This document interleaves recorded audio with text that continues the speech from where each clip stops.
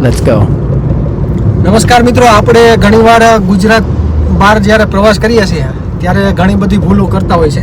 જેમ કે અમે અત્યારે 4 જણા છીએ, જમ્મુ કાશ્મીર ને લેહ લદ્દાખ બાજુ જઈને આવ્યા છીએ અને અમને એવી ઘણી બધી ટોપિક એવા નજર આવ્યા છે કે જે ઘણા લોકો માટે પહેલી વાર જાય છે તો એ બધા મોસ્ટ ઓફ ભૂલ કરતા હોય છે. એમાં સૌપ્રથમ આપણે જીતુભાઈને પૂછીએ કે જીતુભાઈ, આપણે ટ્રીપમાં જઈએ છીએ ત્યારે શું શું તકેદારી રાખવી જોઈએ એના વિશે જણાવો. સૌથી પહેલાં તો આપણે કોઈ પણ કાર્ય કરવા જઈએ કે જમ્મુ કાશ્મીર આપણે ફરવા જઈએ ટ્રાવેલિંગમાં, તો આપણે હંમેશા છે ને આપણી સાથે છે ને ફર્સ્ટ કિટ સાથે રાખવી જોઈએ.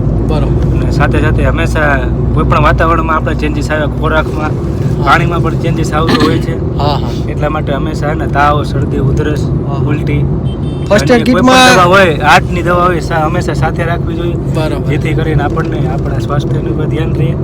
અને એટલું કહ્યું કે ફર્સ્ટ કિટ છે ને હંમેશા જરાક જોરથી બોલો એટલે અહીંથી થોડુંક અવાજ આવે. ફર્સ્ટ કિટ હંમેશા સાથે રાખવી જોઈએ. ફર્સ્ટ એડ કિટમાં આપણે કેવી પ્રકારના દવા રાખવી જોઈએ? અમે તાવ, શરદી, ઉધરસ, જેમ કે પેટને લગતી કોઈ પણ દવા હોય કે ભાઈ આપણું ખોરાક હોય, ખોરાક પચી ન શકે. આપણે ગુજરાત બહાર વટીએ એટલે રાજસ્થાનમાં ગરમ ખોરાક હોય, પંજાબમાં ઠંડો ખોરાક હોય, એટલે આપણે હંમેશા ખોરાકને લગી આપણને એને હંમેશા શરીરમાં ચેન્જીસ આવતો જ હોય છે. એટલા માટે આપણે દવાની કીટ તો હંમેશા એને સાથે જ રાખવી જોઈએ. જીતુભાઈનું કેવું છે કે ફર્સ્ટ કિટ હંમેશા સાથે રાખવી જોઈએ. એમાં ઉલટી છે, માથું છે, એવા પ્રકારના સિમ્ટમ્સ દેખાય છે. અમે અહીંયા જઈને આવ્યા છે તો અમે એની એક નોંધ કરી છે. નેક્સ્ટ આપણે પૂછ્યું સોહિલભાઈને કે સોહિલભાઈ, આપણે આ સફર દરમિયાન કયા એવા મુદ્દાઓ છે કે જે તમને ધ્યાનમાં આવ્યા છે? સફર દરમિયાન તો તમારે ભૌગોલિક પરિસ્થિતિથી વાકેફ થવું જોઈએ. જેમ કે આપણે લેહ લદ્દાખથી મનાલી જતા હોય તો સમુદ્ર તળથી વધારે હાઈટ હોય છે, 1800 ફૂટ, 18,000 ફૂટ જેટલી હાઈટ હોય છે. તો ત્યાં ઓક્સિજન લેવલ ઘણું ઓછું થઈ જાય છે.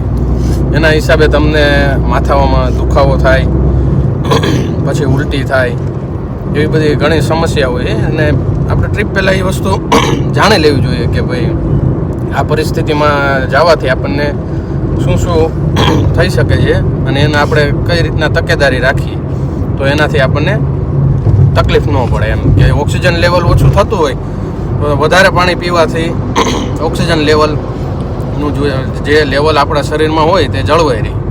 બરાબર. એના માટે બધું પહેલાં જાણકારી લઈને પછી આગળ કરો તો તમને સફરની મજા આવશે. સોહિલભાઈનું કેવું છે કે આપણે જ્યારે બહાર જઈએ છીએ તો ત્યાંની ભૌગોલિક પરિસ્થિતિ કેવી હોવી જોઈએ કે અમે એટલી હાઈટ ઉપર ગયા હતા તો અમારે બધાને શ્વાસ લેવામાં તકલીફ પડી હતી. ઓક્સિજન લેવલ ઘટી ગયું હતું, એના લીધે માથાનો દુખાવો વધી ગયો હતો અને એ વચ્ચેના જે 300-400 કિલોમીટર હતા એ કાપવામાં ખૂબ જ મુશ્કેલી થઈ હતી. તો આ 2 મુદ્દા થયા.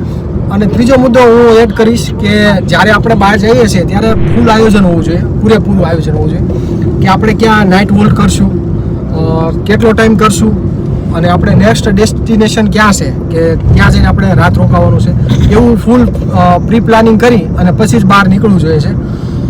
તો આ હતા અમુક મુદ્દાઓ જે અમારા ધ્યાનમાં આવ્યા છે. જ્યારે કોઈ ગુજરાત બહાર જાય છે તો કેવા પ્રકારની પરિસ્થિતિનો સામનો કરવો પડશે એ અમને ધ્યાનમાં આવ્યા છે, એમ કહે છે. ગોપાલસિંહ, તમે કંઈક કહેવા માગશો?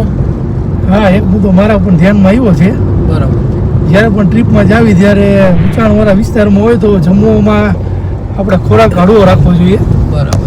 જેમ કરીને રાઈસ ને અમુક લિક્વિડ ઝાઝા લેવા જોઈએ, જેના કારણે આપણે પચવામાં, પાચન ક્રિયામાં વ્યવસ્થિત આપણે પેટમાં બધું જળવાઈ રહે અને બીજું આપણને કાંઈ તકલીફ ન થાય. ઓકે, તો આ 3 મુદ્દાઓ આવ્યા છે. જેમ જીતુભાઈ કીધું ફર્સ્ટ કિટનું, સોહિલભાઈએ કીધું જેમ ત્યાંની ભૌગોલિક પરિસ્થિતિ કેવી હોય કે બહાર ઉપર જઈએ તો શ્વાસની તકલીફો થઈ જે અમે સામનો કર્યો, અને ગોપાલસિંહે કીધું જેમ કે પાચન ક્રિયામાં જે હળવા ખોરાક હોય એમનું આપણે ચયન કરીએ અને જમવા જોઈએ. તો આ એટલા મુદ્દાઓ અમારા ધ્યાનમાં આવ્યા હતા.